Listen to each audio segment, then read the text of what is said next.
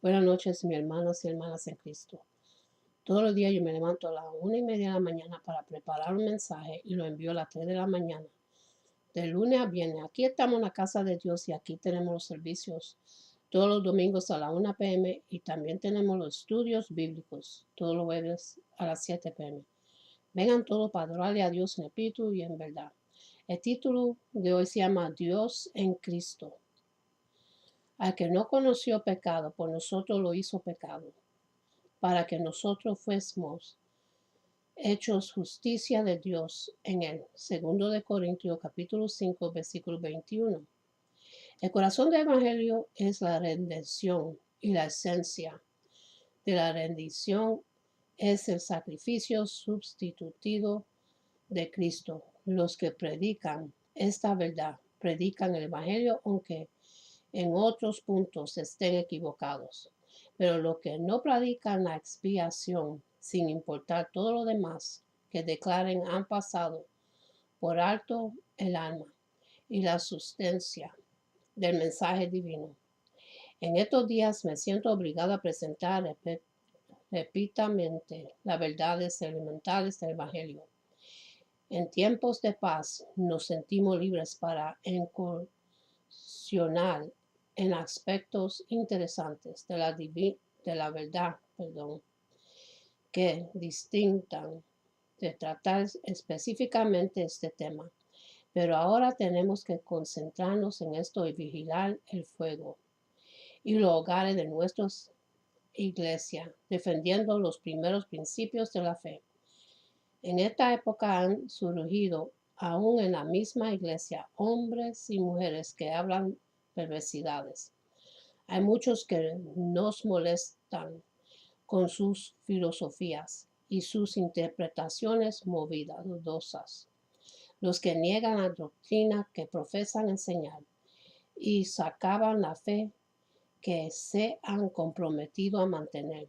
Es bueno que nosotros que estamos seguros de lo que creemos y no decimos palabras con significados secretos, nos plantemos y afirmemos nuestra posición, anunciando la palabra de vida y declarando claramente las verdades fundamentales del Evangelio de Jesucristo.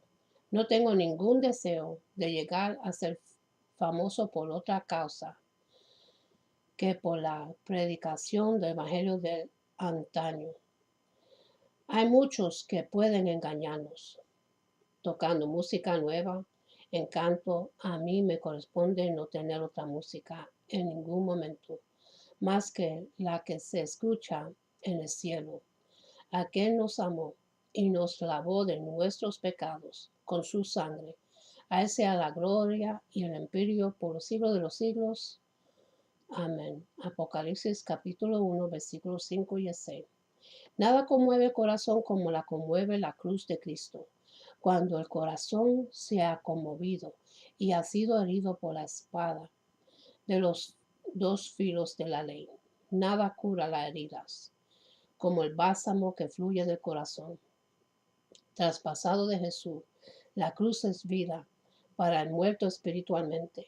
Cuando vemos que los hombres se vivifican, convierten y santifican por la doctrina del sacrificio sustituido, podemos llegar con toda razón a la conclusión que es la doctrina verdadera de la expiación.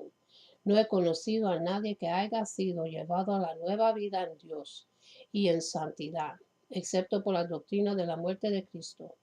A favor del hombre, corazones de piedra, que nunca antes latieron con vida, se han convertido en carne por medio del Espíritu Santo, causándoles que conozcan esta verdad, la historia del gran amante de las almas de los hombres, que se dio a sí mismo para salvación de ellos, sigue siendo en las manos del Espíritu Santo, la fuerza más poderosa en la mente.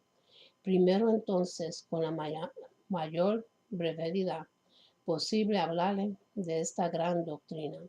La gran doctrina, la más grande de todas, es esta: Dios, viendo a los hombres perdidos en razón de su pecado, ha tomado el pecado de ellos y se los ha cargado a su Hijo unigénito, haciendo que aquel que no conocía pecado fuera pecado por ellos.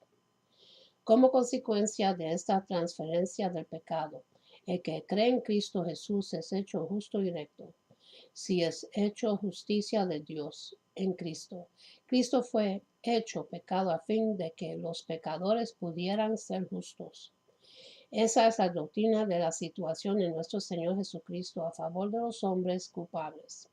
Consideremos primero quién fue hecho pecado por nosotros. La descripción de nuestro gran grande, que aquí se presenta, abarca solo un punto, y es más que suficiente para esta meditación.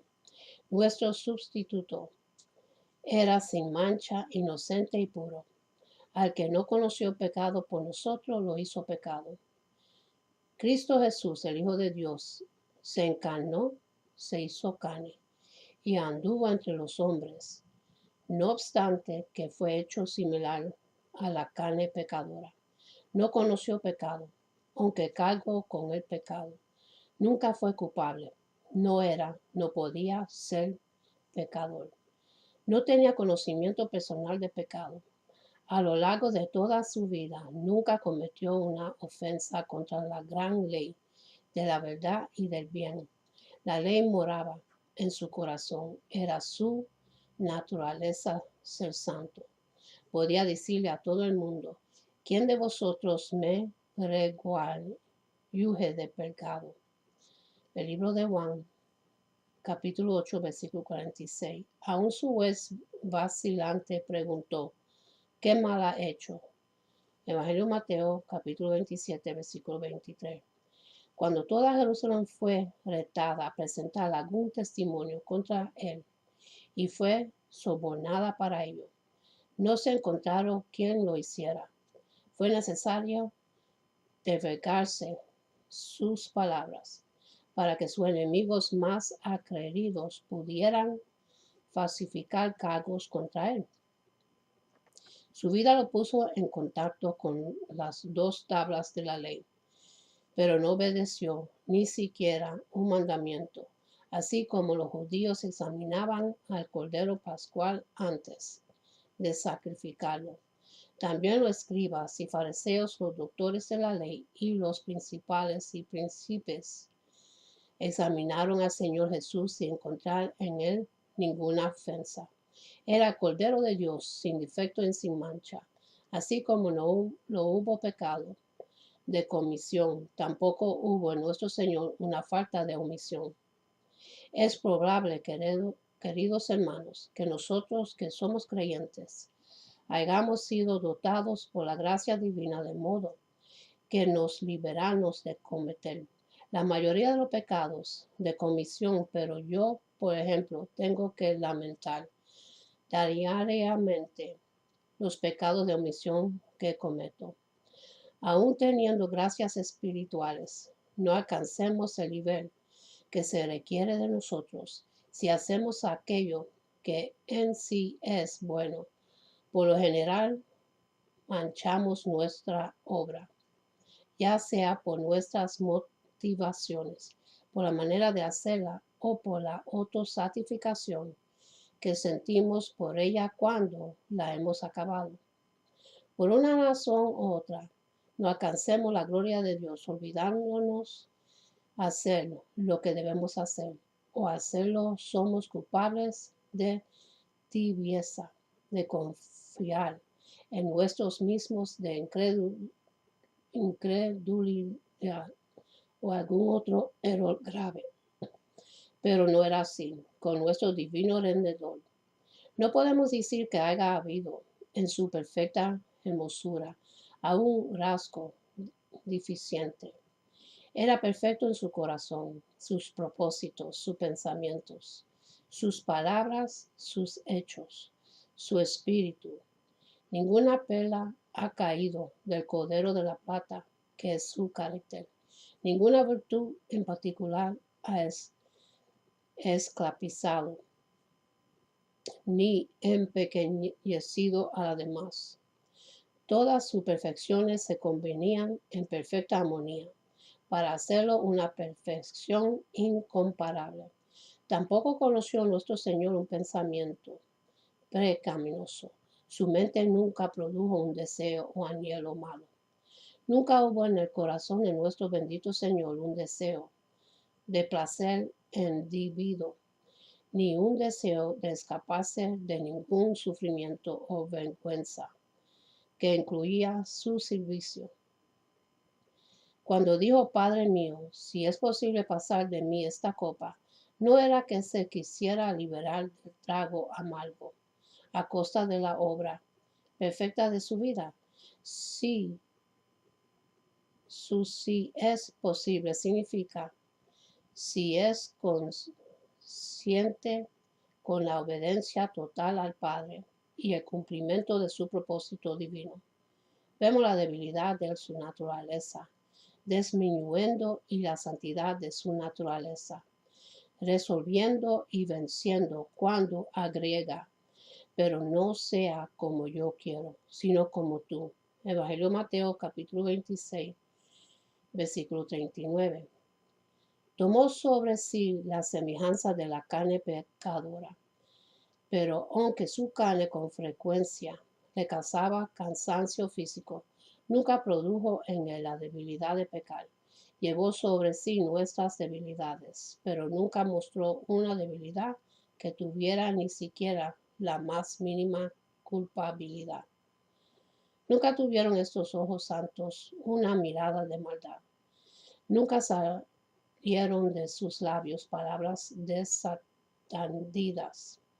Nunca anduvieron esos pasos en pos de una misión mala, ni se movieron esas manos hacia un acto pecaminoso, porque su corazón estaba lleno de santidad y amor en su interior, al igual que en su exterior. Nuestro Señor no tenía mancha alguna. Sus deseos eran tan perfectos como sus acciones. Escrutando por los ojos de la omnipresencia, nunca se encontró en él ni el más mínimo rastro de una falta. Efectivamente, no hubo en nuestro sustituto absolutamente ninguna tendencia hacia el mal en ninguna de sus formas. En nosotros siempre está esa tendencia porque tenemos la mancha de pecado original.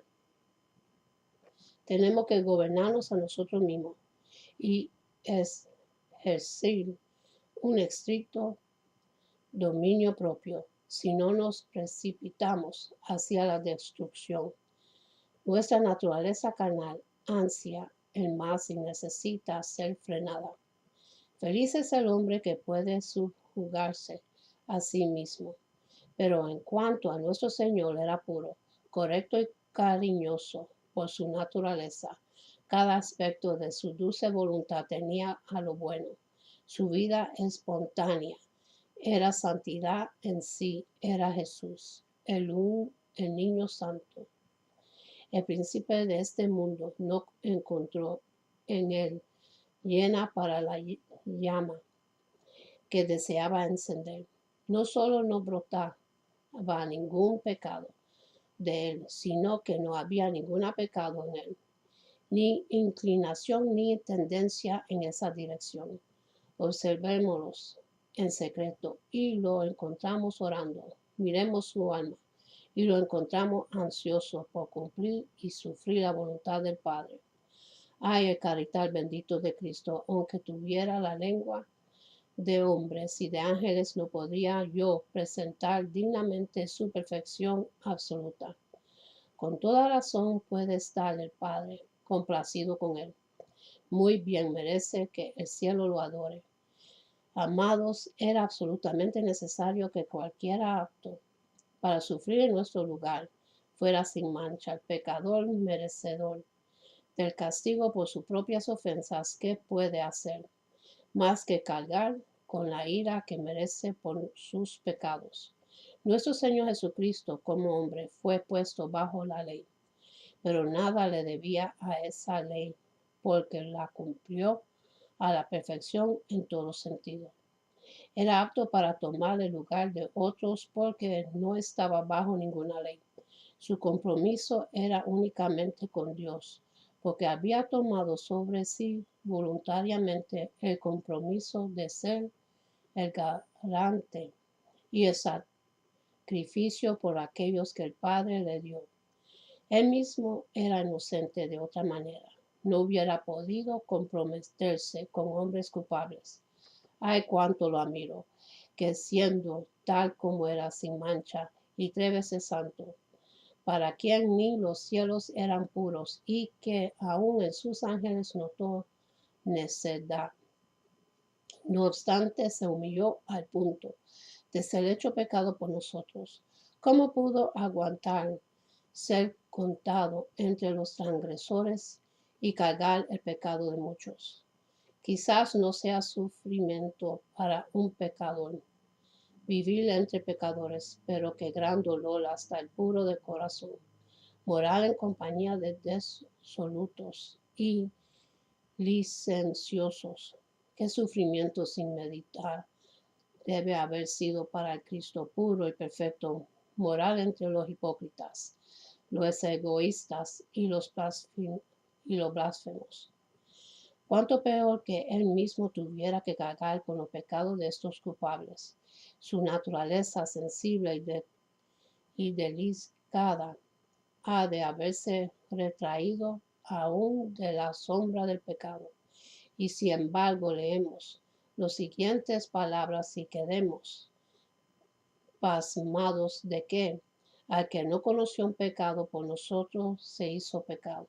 Nuestro Señor perfecto cargó nuestros propios pecados en su cuerpo, en el madero, el ante quien el sol mismo es tenue y el azul puro del cielo es profano, fue hecho pecado. No necesito encontrar palabras más acertadas para expresarlo. El hecho mismo es tan grande que no necesita de ninguna manifestación del lenguaje humano.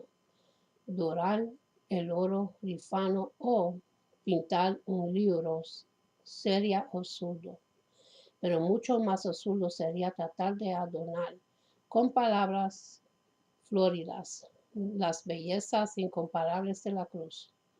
Esto me lleva al segundo punto. ¿Qué fue lo que se hizo con él?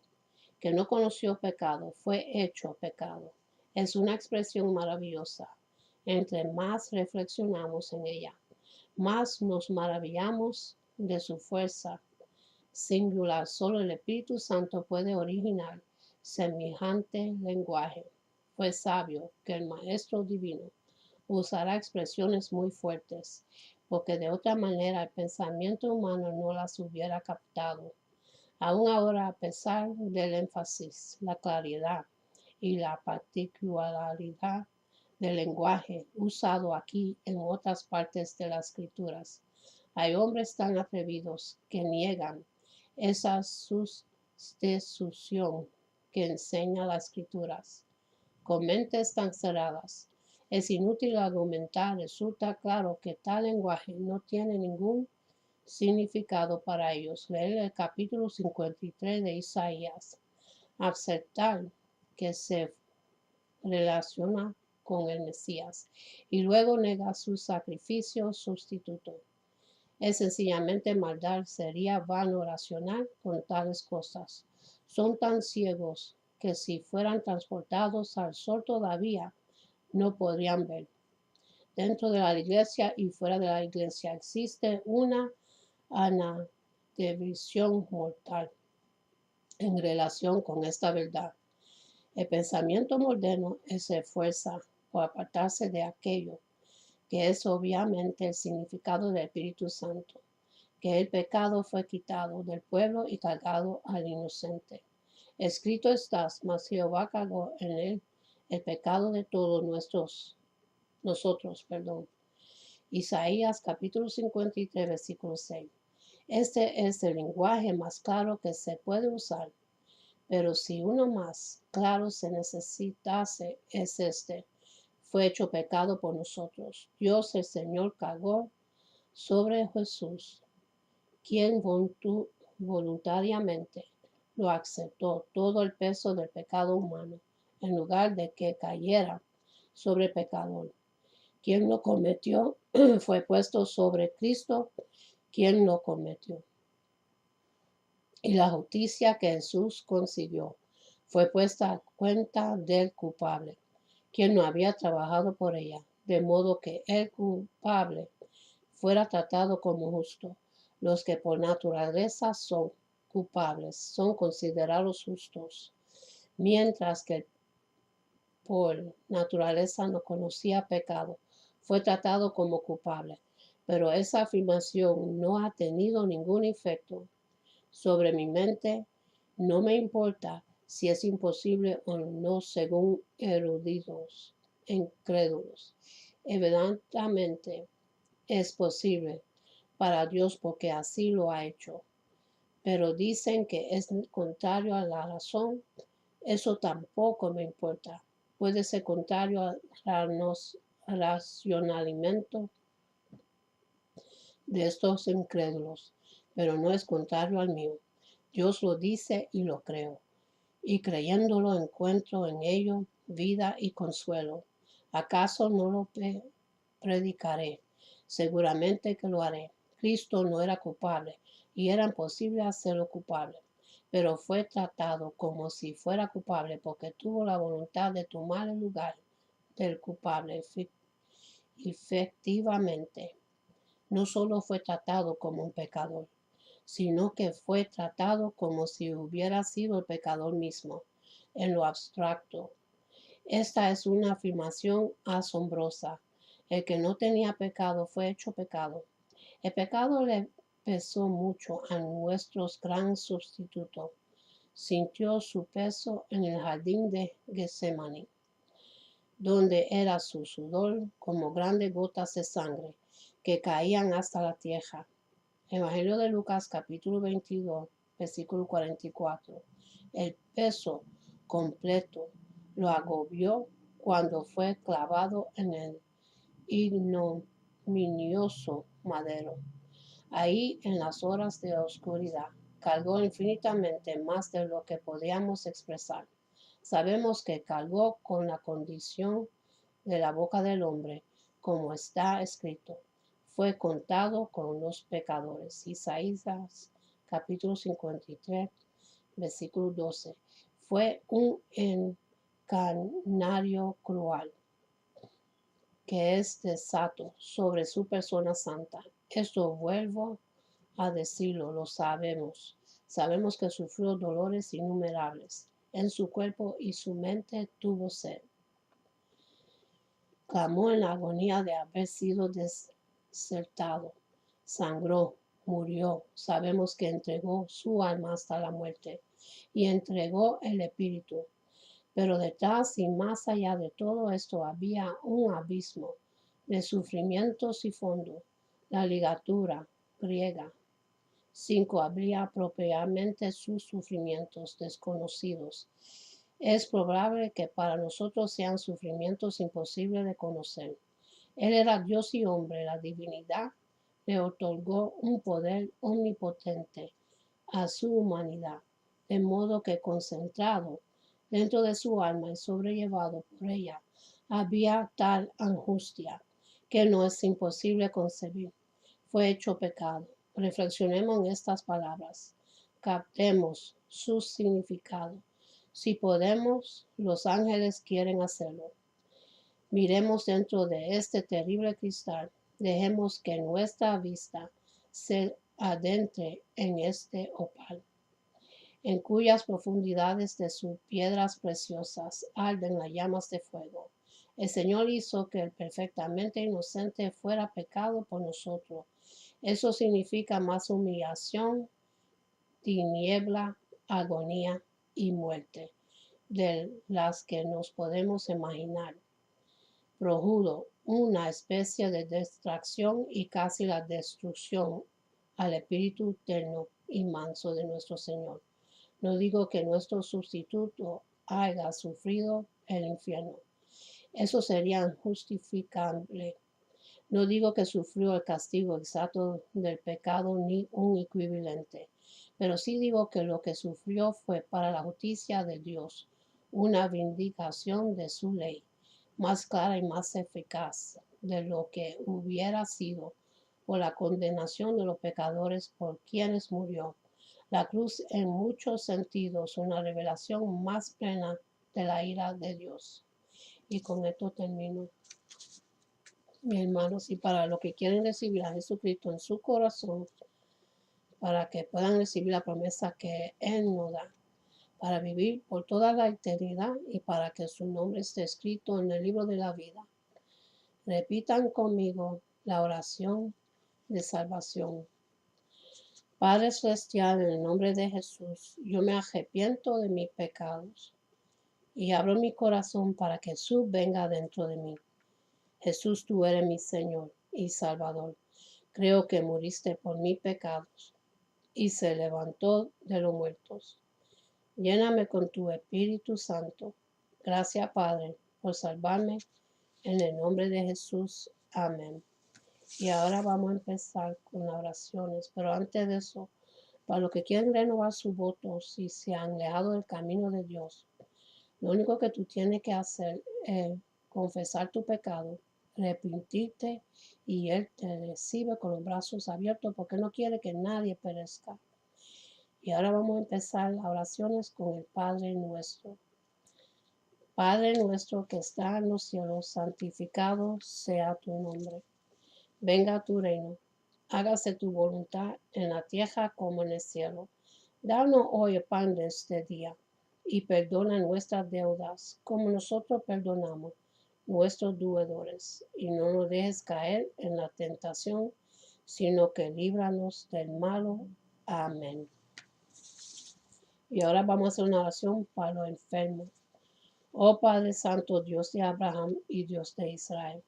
Oh Padre mío y Señor mío, vengo, mi Dios, delante de ti para pedirte tu ayuda, tu misericordia que es infinita, y tu amor. En tu nombre, mi Dios, envió tu palabra, la cual jamás regresa vacía, porque hará lo que tú dices en ella y lo consumirá, porque tú eres altísimo sobre la tierra y toda la creación, y está tu palabra ahora mismo que yo estoy enviando, en el nombre que es por sobre todo el nombre poderoso de Jesús de Nazaret, hacia todo enfermo, ya sea físico o espiritual, sabiendo y creyendo que tu palabra, como espada afilada, penetra así lo más profundo de lo que es enviada, y reconociendo tu poder, Padre mío, y conociendo, Padre, tu fidelidad, para que cada enfermo en este mundo sea sanado, sea restaurado. Hacemos un llamado de victoria y de sanación, declarando ese hecho por el poder de tu Santo Espíritu, ahora mismo, en todo lugar y a toda criatura, hecha de tus manos, de tu creación, oh Padre mío. Declaramos santidad, Padre Santo, en el nombre de Jesús, de Nazaret. Amén y amén. Unánimos, no amados, en esta oración. La unión hace fuerza y es poderosa, dándole la gracia al Padre, porque escucha siempre nuestras oraciones. Amén. Y ahora vamos a hacer una oración para dos babies, uno que se llama Ryder y otro que se llama Max. Dios mío, pon tu mano sobre ellos. Sánalo, Padre Santo, y restauralo, mi Dios. Que ellos queden completamente sanos. Lo pido en el nombre de Jesús. Amén. También, mi Dios, te presento a la sobrina de Jacob. Dios mío, sánale, restáurale su cuerpo. Restaurale los vocales para que ella pueda hablar claramente. Lo pido en el nombre de Jesús. Amén. Dios mío, te presento los matrimonios que están en conflicto. Tú sabes quiénes son. Pon tu mano en ellos, Padre Santísimo. Dale esa paz que sobrepasa todo entendimiento y ese amor agape que tú nos das. Pon tus manos en ellos, Padre, que ellos vuelvan a enamorarse más profundo y fuerte que cuando eran novios, que puedan comunicarse bien uno al otro y apoyarse uno al otro. También, Dios mío, le pido para los hijos de ellos. Sana los corazones quebrantados de los niños, porque ellos sufren a ver los padres en conflicto. que sea una familia unida con amor y paz como Dios manda. Lo pido en el nombre de Jesús. Dios mío, también te presento los que están en la esclavitud de la droga y alcohol, que es una epidemia que ocurre en todos los países del mundo. Dios mío, ten piedad sobre ellos, Padre Santo. Son personas que han sufrido mucho en su vida, Padre. Rompe las cadenas, el vicio, la droga. Son personas que han cogido el mal camino buscando refugio donde no hay. Ayúdalo, Padre, y libéralos a ellos. Solo tú nos haces libre. Lo pido en el nombre de Jesús. Amén. Dios mío, también te presento los que son inocentes y están en la cárcel y han estado ahí sirviendo muchos años injustamente. Señor, tú eres nuestro juez en excelencia. Pon tu mano en ellos. Abre las puertas de las sendas de la cárcel, como le cita a Pablo y Silas en las Escrituras. Libéralo, mi Dios, que queden libres y que puedan reunirse con sus familias en sus hogares. Lo pido en el nombre de Jesús. Amén. Y ahora vamos a hacer una oración que Jehová se lo entregó a Aarón y Moisés cuando estaban en el desierto. Y esta oración es para su pueblo, la bendición para cada uno de ustedes. Se consigue en el libro de Números, capítulo 6, los versículos 24 hasta 26, dice así. Jehová te bendiga, te guarde. Jehová haga resplandecer su rostro sobre ti y tenga de ti misericordia. Jehová hace sobre ti su rostro y ponga en ti paz. Que Dios me los bendiga, me los guarde, que tengan una buena noche y un buen amanecer. Y acuérdense a darle gracias a Dios por otro día más de vida. Y hasta la próxima. Amén.